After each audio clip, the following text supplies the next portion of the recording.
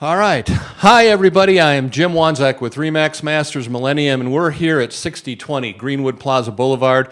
This is a really exciting day for me because I get to interview Adam Contos, the CEO of REMAX International. I know that there's lots of companies with REMAX, but he is our center of the universe when it comes to the leadership, and I'm really excited to spend a little bit of time. Hi, Adam. How are you doing? I'm doing great, Jim. Thanks for having me here. I'm honored. Well, you know what? It's just a great opportunity because we here at REMAX Masters really think that it's important to get to know people on an individual basis because everybody knows that you know who you are and what you do and how your life is just exploded with trying to keep track of 140,000 brokers around the world. So it's really exciting to hear a little bit about, you know, Adam the person. So let's start with Adam and your background and let people know who you are. Sure. Thanks, Jim. So I actually started with REMAX as an independent contractor about 18 years ago, just over 18 years ago.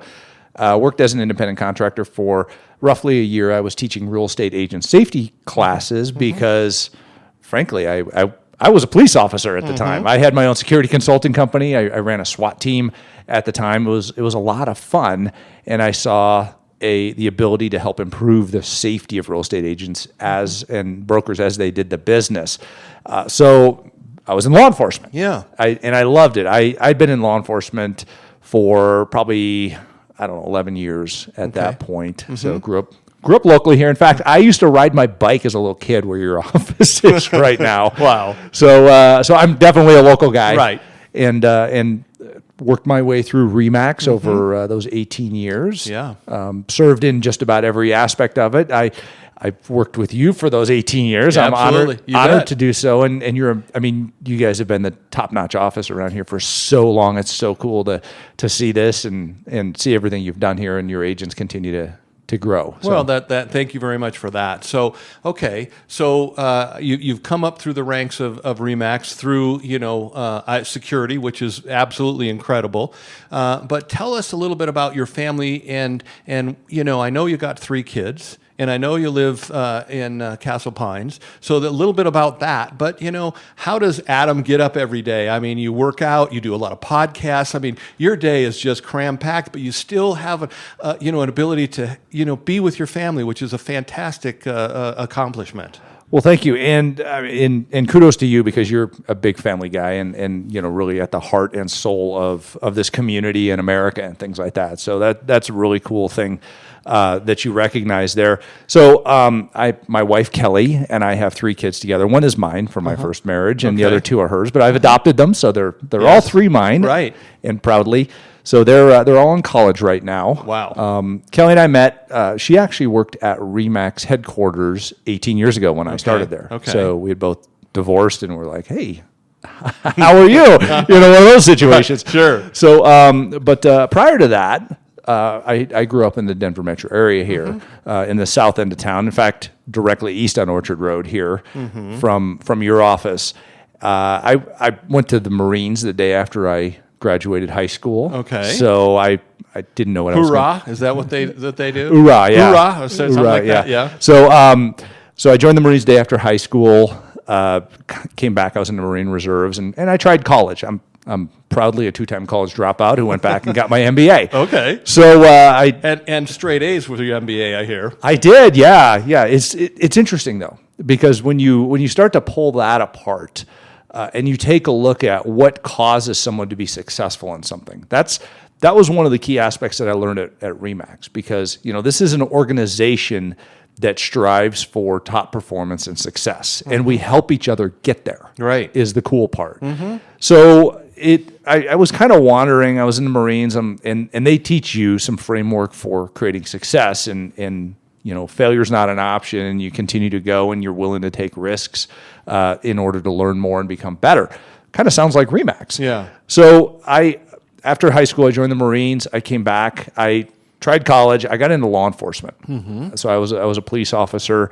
Like I mentioned before, came to REMAX, and the board of directors said, "Hey, you're getting to a pretty high place in the company. You should have a college degree here. We're a public company." I said, right. How do you want me to do that? And they said, well, go get an MBA. Okay. And I'm thinking to myself, well, I failed out twice before. How am I going to do this? And they said, you know how to do it. Just go do it. So I went to DU, not far north of here, and it was a fantastic experience for 2 years, both as a leader at REMAX as well as attending college.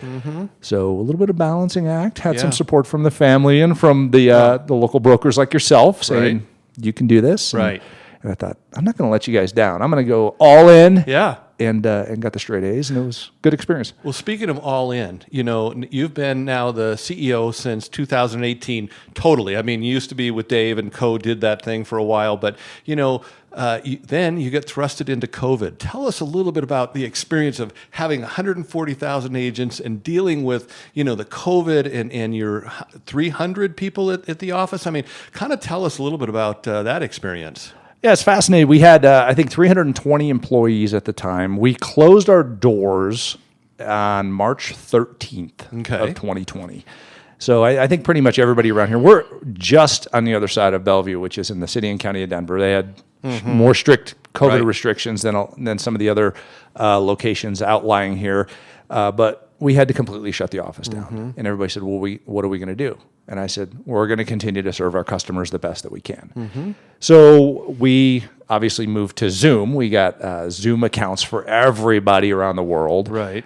We did, I want to say in the first quarter of COVID, I think we did like 25 million minutes on Zoom as an organization of REMAX. Yep.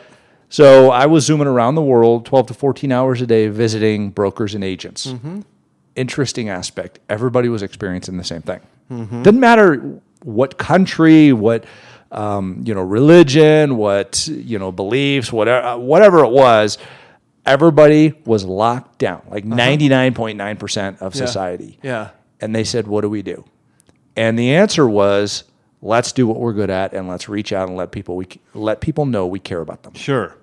So I know you were very heavy into video. Right. Yeah, absolutely. You know, COVID changed that, and this is kind of the outcome, to have a full studio here right in the office so that we can, reach out to our customers. But talking about reaching out, I want you to know a little bit of a story. When I travel around the country, and I just bought a home in Destin, Florida a little while ago, and, I walked into the local REMAX office, and it was so cool because everybody asked me all the time, why did you stay with REMAX for 30 years? I'm telling you, the entrepreneur attitude of all the broker owners around the country that I see is just invigorating. It really, you learn so much about that. And I was interviewing a guy yesterday and talking about why REMAX, and no one ever questions what REMAX, when you're calling, who you're with, and what you're about to do. And it's really fantastic that you get to lead that from that standpoint. And, to me, you're a millennial, okay? Turning 65 here recently, and having the opportunity to be with REMAX for 30 years, the ship has got to be changing because all the businesses that are trying to, nip at your heels, it's just got to be really interesting. So tell me some of the things that you have to deal with on a day-to-day basis that my agents could relate to. So obviously, we've got two aspects to this industry right now. We have the relationship, and that's historically been how we've created repeat and referral business. So through those relationships, they've gotten noisy, they've gotten distracting because there's so many ways to communicate with people, and people are hard to get in touch with now because they might say, hey, send me a Facebook message or text me or call. Nobody really says, pick up the phone and dial me up and call me anymore, but we have to be ready and able to do that. Yeah. So how do you pick who you contact and spend your time most effectively is one of the biggest challenges that agents have. So we've actually... about a year ago, or just under a year ago, we acquired a company called First, which is an AI firm. Okay. So it's a intelligence organization, machine learning, where the computer programs take the data of the consumer that is in your contact list as an agent. So it's free for a couple months for REMAX agents now, and then it goes to a small monthly fee. Sure. But what it does is it goes through and says, hey, here's how you should contact this person and where you should contact them and why you should contact them, because they're likely to list their house in the next 6 to 12 months. Yeah. So you go through technology. Technology can scale your time, and data creates great technology. And Jim, you are one of the most technologically astute brokers that I know, and you do such a great job with providing your agents with such amazing technology.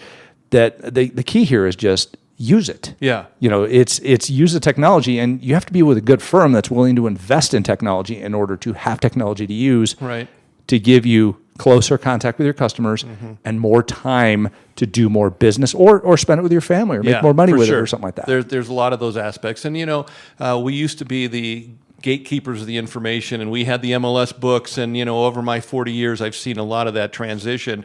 But the trusted advisor, being in front of your clients, and there's a certain technology that you have to have, because millennials are going to check you out before they ever call. If they call, it's going to be a text or something like that. I had a lady call me yesterday from Southern California, and somehow she's found our website and said, "I really like your website, and so I'd really like to talk to you about listing my parents' home," who used to be a realtor, would probably have a lot of opportunities, but made that cold call, and we'll see how that prevails. But that's kind of what you need in our business, because to me, it's still relationship based, and that's where you and I really have always had that ability to just have that relationship and say, "Hey, Jim, you got to go mentor some more people, or you have to go, come over and I want to see Smedra and what you built here." That's really cool, because how busy you have to be in the travel schedule that you have, and hopefully we're probably getting back to travel schedule now. During the day, tell us about how Adam manages all of that, so that maybe my agents you can rub off a little bit on how that works. That's a great question. First of all, I want to jump in and say about Smedra, kudos to you, man. You have built, you're like the pillar in the real estate community around here. You've carried this real estate industry on your shoulders for a long time around here, and have done so much for the entire industry itself. So thank you from the bottom of my heart to you for that, in building the Smedra facility. And it's gorgeous. If somebody's not been by there, they need to go by there and check it out. But you've done so much for the real estate industry itself. Well, thank you. Giving back has always been part of being, a Christian man, and wanting to, take it to the different level for my agents, so that they can make an impact in the world where they want to see. And entrepreneurship is what REMAX is all about. And as I said before, it is really cool that our foundation is built on foundations and relationships, but yet having the ability to have that flexibility around the country and the world, because I've been around the world, and it's really cool. I take that picture of REMAX, very proud to wear this balloon. Awesome. And so to get to your question, how do I look at my day? Yeah. And how I look at my day is how the top performing people in our industry look at their day as well. And the best word to sum that up is intentional. So a lot of people wake up and they're like, all right, I'll get up when my eyes open, or when the sun comes up and wakes me up, or when my dog licks my face, or whatever it might be. Right. But I set my alarm for 4:30 every morning. Okay. And I get up intentionally at 4:30. Why? Because I want to hit the ground intentionally with the effort to do something. Mm-hmm. I get my body moving. So Kelly and I and Maggie, our daughter who's home from college right now, we head to the gym. So we work out, call it until 6:30. Okay. And it's the same crew every day that's there, the intentional crew. Mm-hmm. And then we head off to do our thing. So I usually get on video or podcast or in communication with my team by probably 7:30 in the morning. Okay. And then I have a planner. I plan my week on Sundays. Okay. So I sit down and I write everything down that I'm doing. I handwrite it in an iPad. Mm-hmm. All week, so I'm very intentional about what I'm doing, because I'm committing to myself as I write it that I'm going to do it. And then if something comes up in my mind in that process, I can fill in the blanks. Yeah. But I control my schedule. My assistant is my gatekeeper. Mm-hmm. She makes sure that nobody gets on my schedule unless I want them on my schedule, because I have several goals in mind for the organization. Some I can share, some I can't, because we're a public company. Right. But the reality is, I intentionally operate my life, and that's how I get things done. Wow. Big part of that, though. Big part of that is I learn every day. Mm-hmm. I don't watch TV. My entertainment, I've convinced myself that I love learning. That stimulates my brain. And I have a philosophy: leaders learn and learners lead. Mm-hmm. So in order to be able to deliver value to people, you need to be giving them tested, trusted, validated information to help them get better or to solve a challenge of theirs. The only way to do that is to go out and research. Okay. So I love reading personal improvement, business books, right now I'm heavily involved in kind of the art of learning. Okay. So what causes somebody to learn and get better at what they do? It's not just practice. It's very deliberate practice in breaking down the components of something like say you're meeting with customers. Okay, how do you practice meeting with customers? Well, you analyze how you meet with customers and figure out where you can be more effective. Where's the breakdown in this? What are their needs, wants, desires, challenges, things like that? And how can you compress your effectiveness in order to scale yourself? Wow.